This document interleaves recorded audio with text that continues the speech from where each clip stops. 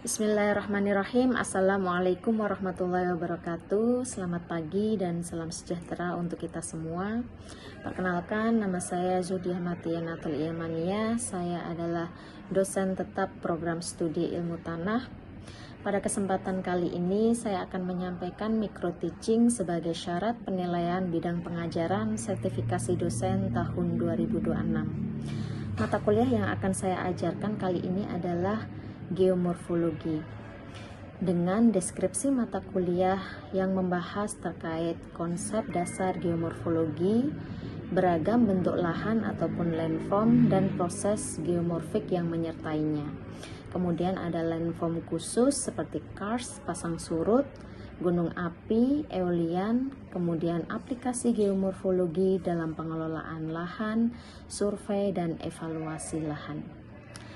Mata kuliah ini berbobot 3 SKS dengan 2 SKS teori dan 1 SKS praktikum, 16 kali pertemuan, 12 kali pertemuan di kelas, kemudian 2 kali kuliah lapang dengan 1 kali UTS dan 1 kali UAS. Capaian pembelajaran pada mata kuliah ini adalah mahasiswa mampu mengidentifikasi dan menjelaskan klasifikasi bentang lahan dengan sub CPMK, yaitu bentang lahan eolian. Pada pertemuan kali ini, metode pembelajaran yang saya terapkan adalah interactive learning dengan tugas dari materi ini adalah tugas kelompok review studi kasus bentuk lahan eolian dari berbagai referensi, dan hasilnya harus dipresentasikan antar kelompok. Pembobotan pada materi ini adalah 5% dari total 100% pembobotan.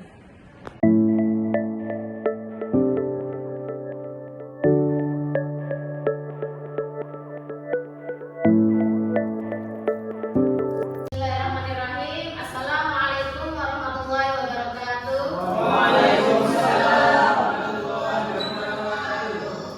Selamat siang dan salam sejahtera bagi kita semua. Alhamdulillah masih semangat kan? Gimana kabarnya untuk hari ini? Luar biasa. Udah kuliah apa aja hari ini? Kemarin di landform ini. Ini kan hari ini. Memang hari ini kita hanya mempelajari geomorfologi. Tadi habis belajar. Habis belajar apa? Biologi tanah. Biologi tanah. Oh, sama Pak Doni ya? Iya. Oh, oke. Oke, hari ini kata kita sudah selesai UTS. Nah, kira-kira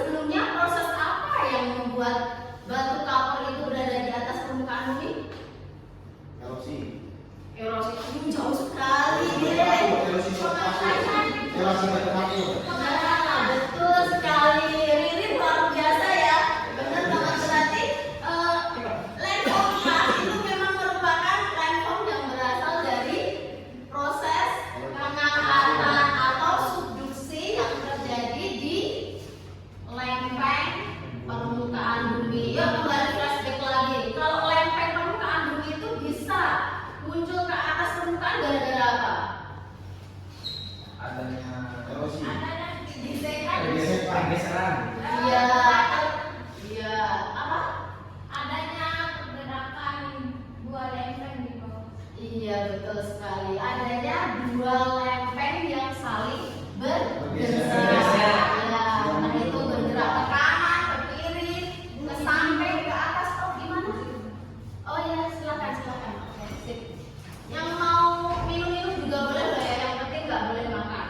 Nah, kita ingat-ingat sedikit tentang materi yang sebelumnya ya. Nah, kalau misalkan kalian sudah ingat bahwa penampakan-penampakan yang ada di atas maupun di bawah permukaan bumi ini dikaitkan dengan pergeseran-pergeseran lempeng-lempeng. Oleh karena itu kita kembali untuk ke materi yang akan kita bahas hari ini.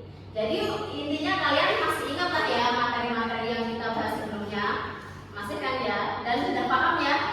Paham Bu? Paham. Oke, hari ini kita ke landform eolian. Nah, sebelum memulai, apakah ada yang tahu apa itu landform eolian? Landform yang terbentuk karena adanya kibar angin. Ih, luar biasa Fadli. Nah, apakah landform ini ada di Indonesia? Ada di gurun pasir. Mana? Di Timur Tengah. Di Iya, Afrika. kan saya tanya di Indonesia. Di Indonesia. Gak ada. Masa? Di dekat pantai. Pesisir. Ayo, sebelum kita tahu jawabannya, ayo kita kupas tuntas apa itu landform eolian. Nah, ini adalah gambaran dari landform eolian itu ya. Landform eolian itu memang secara apa ya? Secara definisi awal itu memang daerah gurun pasir. Nah, untuk materi hari ini itu kita akan membahas dari CPMK dan sub CPMK yang isinya yaitu tentang klasifikasi bentang lahan. Itu salah satunya yang tadi eolian. Karena sebelum-sebelumnya kita sudah membahas beberapa materi tentang lahan ya. Nah, langsung aja kita ke definisi dari bentang alam eolian atau biasa kita sebut dengan gurun pasir. Nah, bentuk lahan eolian merupakan bentuk lahan yang terbentuk karena adanya angin dan juga gabungan dari pelapukan batuan. Jadi, inti utama dari adanya atau terbentuknya eolian itu adalah angin.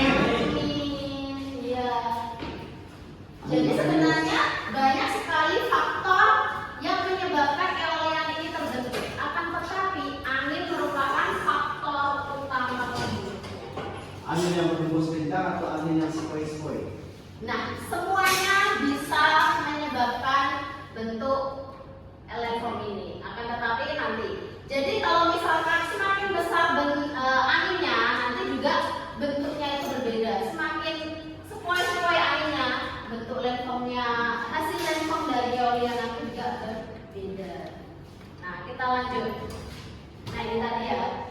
Faktor utamanya memang angin ya. Ingat. Kemudian kalau misalkan faktor yang lain itu termasuk di dalamnya adalah curah hujan, kemudian intensitas cahaya matahari, dan juga yang terakhir adalah ukuran partikel tanah. Nah, kenapa kok 4 ini yang dapat membentuk eolian dan faktor utamanya adalah angin? Kenapa kok seperti itu? Karena itu mempengaruhi pelapukan.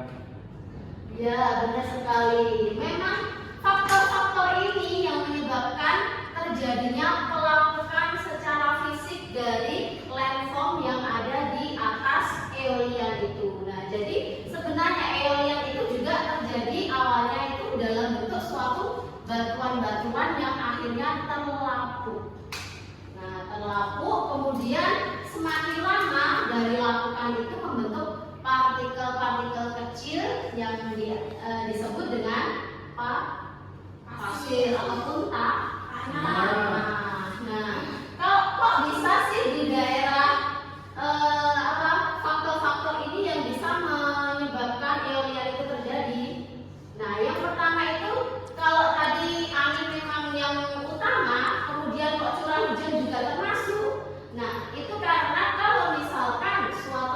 yang itu lembab, maka faktor angin untuk memindahkan tanah tersebut menjadi sangat sulit atau tidak bisa bergerak. Nah, karena tanahnya lembab, entah sekeras apapun angin yang berhembus, maka tidak bisa melakukan perpindahan. Ya.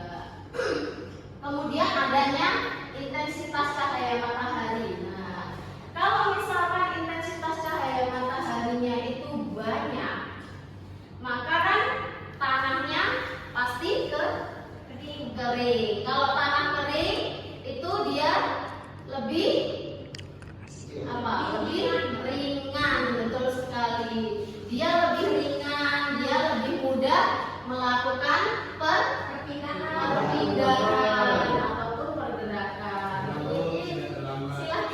Silakan. Ya, silakan. Tadi yang pertama ya, Mas. Ya, ini udah lumayan lama loh ini loh. Oke. Apa gimana? Oh, mau dikeluarin? Nggak enak ini. Baru 5 menit sih, nggak apa-apa sih. Nah, yuk. Dan yang paling utama ini adalah kecepatan angin. Entah itu nanti anginnya itu berhembus dari manapun, itu juga yang akan mempengaruhi bentuk dari gurun pasir. Angin itu memang yang utama. Terus ada ukuran partikel tanah. Nah, semakin kecil partikel atau ukuran partikel tanah, itu akan semakin mudah berpindah. Betul sekali, luar biasa Lilin. Memang benar, semakin kecil ukuran partikel tanah, dia akan semakin mudah untuk bergerak, digerakkan oleh angin ke sana kemari. Meskipun anginnya kecil, spoi-spoi, kalau ukuran partikelnya kecil banget kayak gitu, iya, dia mudah terbang dan berpindah ke tempat. Nah, itulah 4 faktor yang mempengaruhi landform eolian.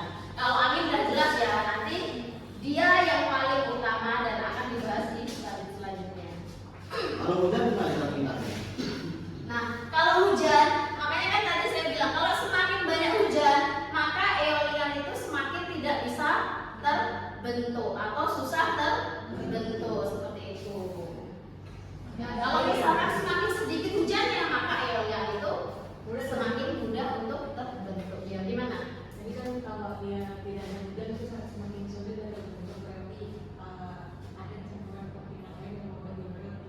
Iya, betul sekali. Jadi partikel-partikel tanah itu terikat dengan air sehingga dia tidak berpindah, tidak bisa berpindah. Betul sekali, Fina. Yuk, dari sini ada yang ditanyakan lagi? Udah paham ya gimana faktor-faktor yang membentuk tadi ya?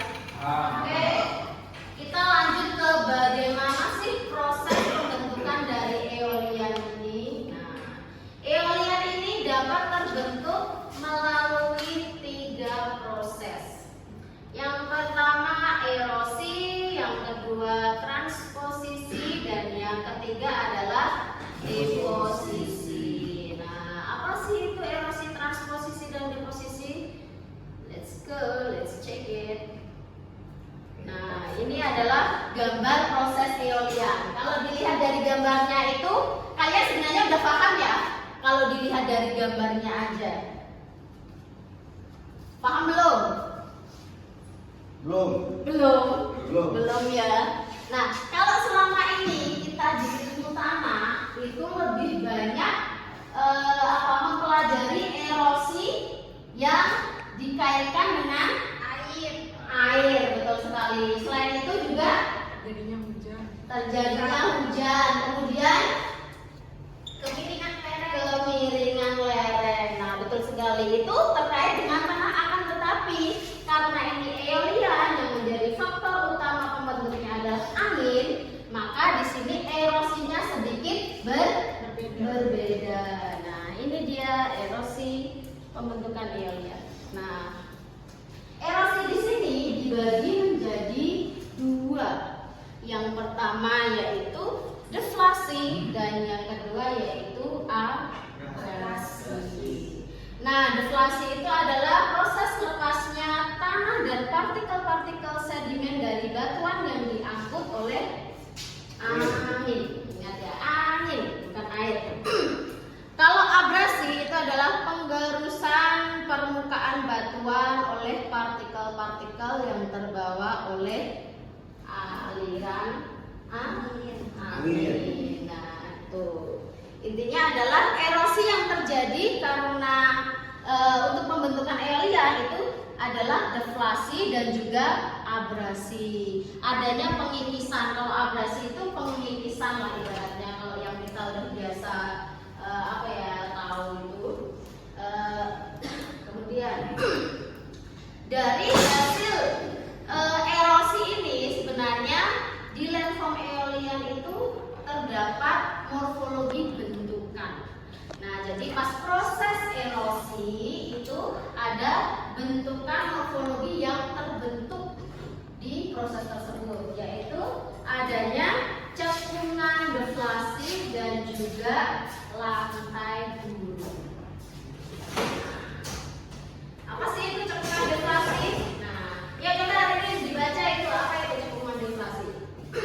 Cekungan deflasi adalah morfologi depresi dikelilingi gumuk pasir. Lantai gurun adalah permukaan gurun yang ditutupi oleh serapan butiran sedimen lepas berukuran kerikil. Nah, jadi kalau misalkan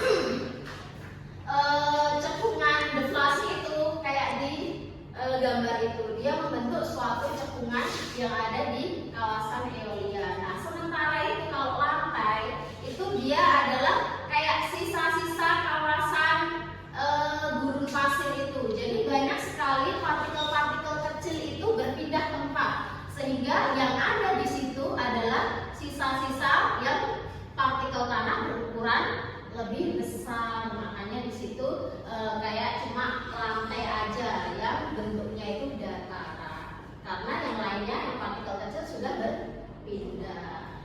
Seperti itu. Oke.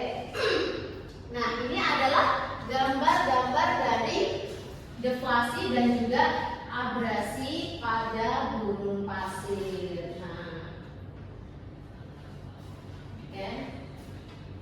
Sampai sini ada yang ditanyakan proses erosi? Paham ya? Sangat paham sekali ya. Oke, kita lanjutkan untuk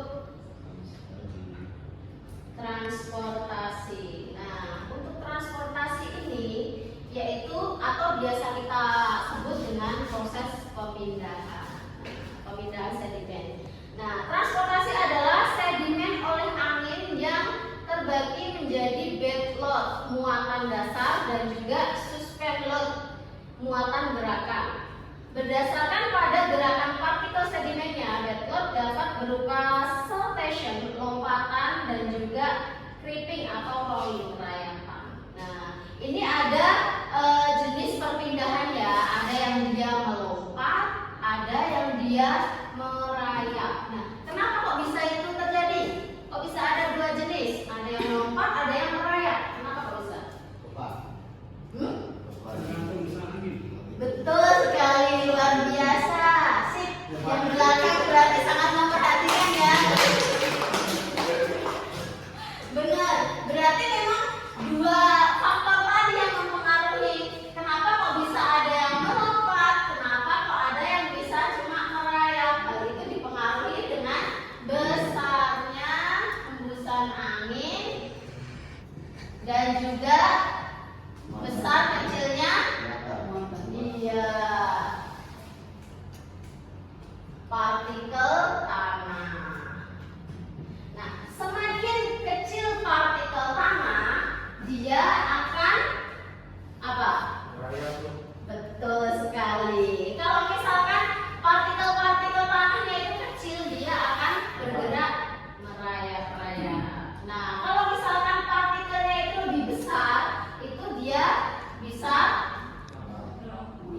terbang, melompat-lompat seperti itu.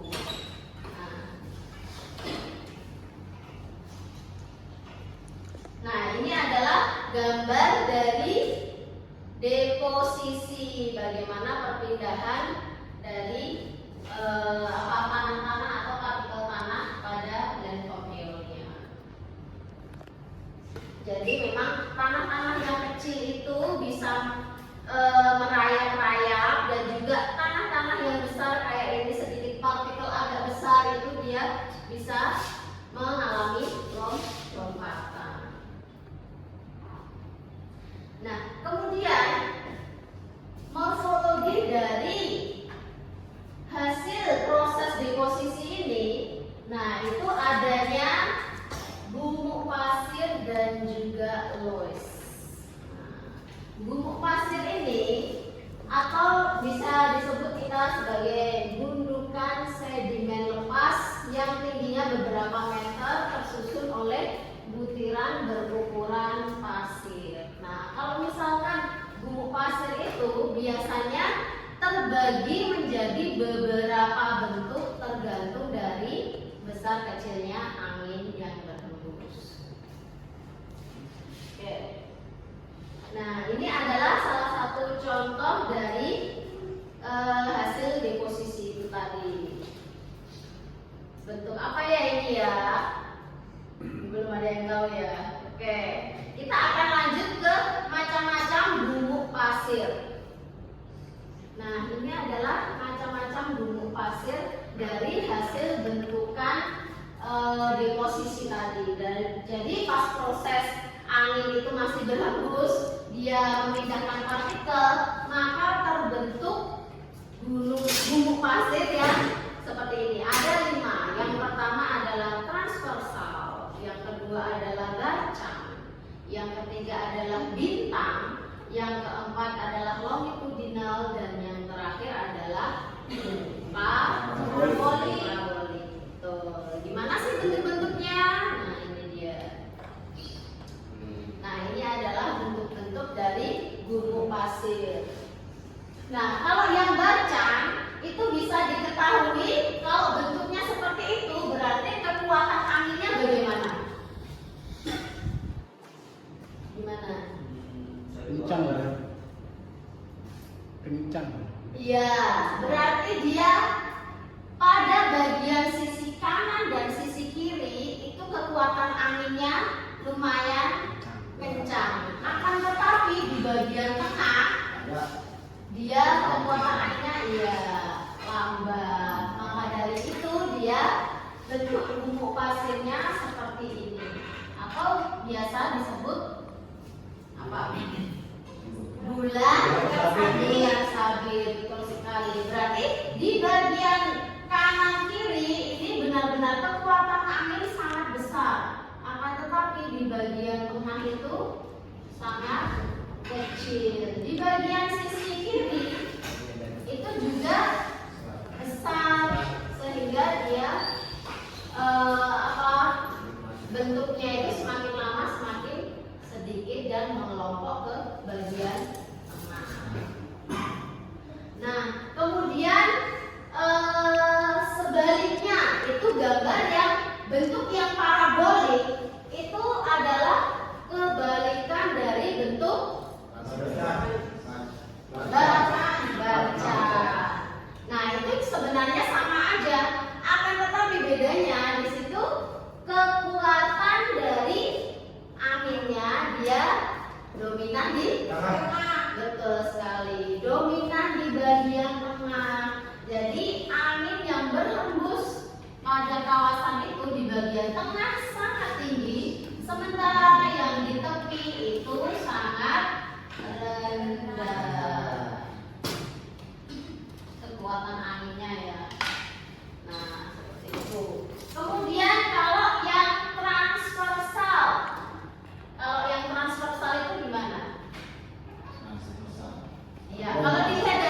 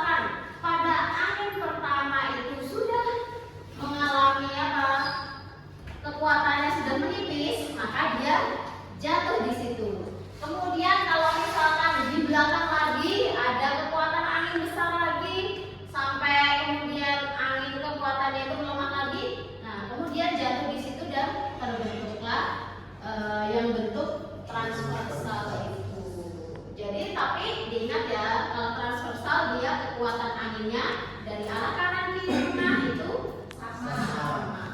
Betul sekali. Kemudian ada longitudinal. Kalau longitudinal itu kalau dilihat dari bentuknya gimana?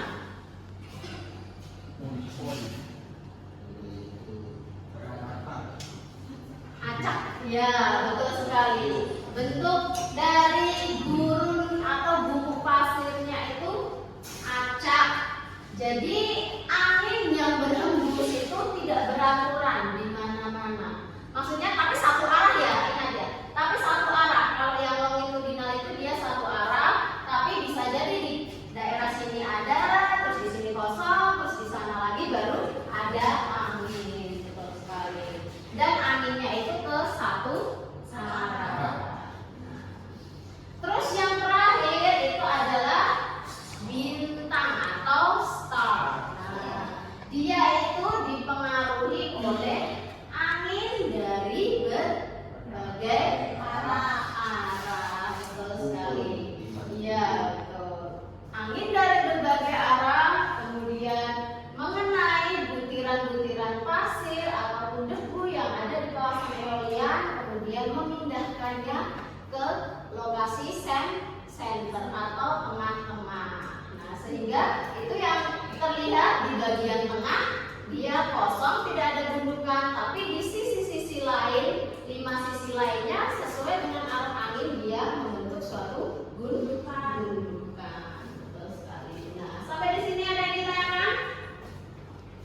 Nah, untuk minggu depan saya juga akan bagi kelompok agar kalian bisa kerja kelompok untuk materi eolian ini. Begitu ya? Siap? Berarti minggu depan kalian harus siapkan kelompok dan juga nanti kalian harus baca-baca ulang materi kita yang kita bahas hari ini. Seperti itu ya. Ya, minggu depan ketika kalian ikut kelompok ada kuis, kalian siap untuk menjawab. Seperti itu ya. Sudah tidak ada yang ditanyakan? Siapa yang tidak masuk hari ini? Oh, ya Allah, lupa saya ini presensinya kalian belum itu. Oke. Silakan. Ada izin? Kemana?